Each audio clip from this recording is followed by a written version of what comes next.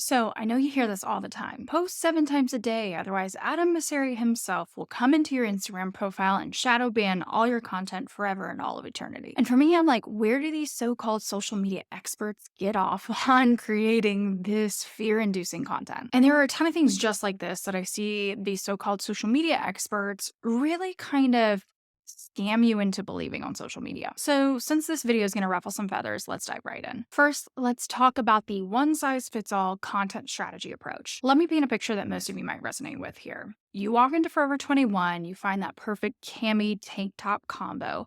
You look at the tag and you see that it says one size fits all. And after evaluating the fabric, you realize that this tiny little piece of clothing, if you want to call it that, can barely fit a child's wrist in there. And it's absurd to think that that one piece of clothing is going to fit every single person that walks into the store. The same can be true about your content strategy. So, for example, you might see a TikTok video where an expert is saying, this is the time you should be posting. These are the hashtags you should be using. This is how many times you should be posting, blah, blah, blah, all these things. And say, this is what's going to make you successful. This is what's going to make you viral. Again, that's a one size fits all approach. Or you see these reels of these experts saying, I've cracked the secret code. I have the formula to make sure your reel goes viral every single time. And a lot of these videos you might pay attention to because they have traction. They have a lot of views. They have a lot of likes.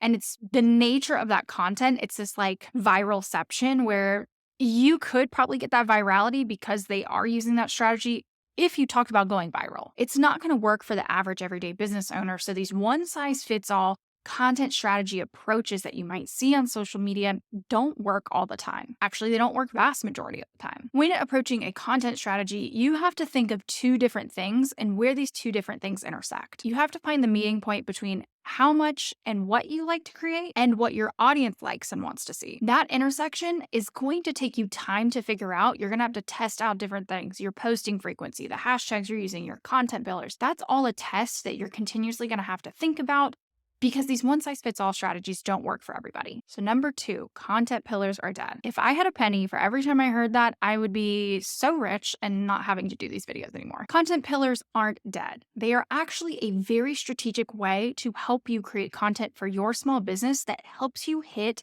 all of the goals and all the things you're trying to achieve by marketing through content creation. Content pillars essentially help you create content that your ideal audience is going to resonate with, going to help you consistently deliver your message over and over again, and it's going to help you reach your business goals through the content that you create. And the reason why I think a lot of these experts lean into saying that content pillars are dead, well, it is clickbaity and it is a catchy headline, and most of the time they're just selling you a course or a product that actually teaches you content pillars, which is kind of funny in and of itself. They just might call it something different. But sometimes we think of content pillars in too broad of a sense or too narrow of a sense, or we think about content pillars and approach them wrong entirely. I have an entire YouTube video dedicated to content pillars, telling you what they are, what they aren't. Make sure you check that out if you're ever confused about content pillars. But essentially, content pillars aren't going anywhere. It is a way to strategically help you create content, and that's it. Plain and simple. It just helps you stay on track. And lastly, the tried and true, you should be commenting and engaging 30 minutes before you post and 30 minutes after you post. Now,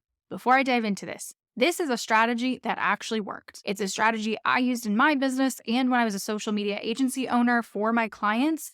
This worked back in 2015 to 2018. This was pre-algorithm. This is when things were completely different on Instagram, and the way that you would grow and discover new people was through this like outbound engagement or commenting on posts of people that you would want in your community. That's just how Instagram worked back then. But this does not work anymore, and it is so time consuming. And to give you a frame of reference of how time consuming this is, I actually had, when I owned my social media agency, I had one person dedicated to doing just this. This was their job. That's what I paid them each and every single week to do, is just do this like outbound engagement, community management, things like that. And you might hear this strategy in a couple other different ways, like make sure you're going into 10 different hashtags and commenting on 10 different posts 3 times a day. Like whatever you hear these tactics, no matter the number or the frequency or whatever this looks like, just know if you hear this, it's most of the time not worth your time. And what you should be doing with that time instead, I would much rather you focus on your content and your community. So let's say one of these tactics tells you to spend an hour of your time commenting and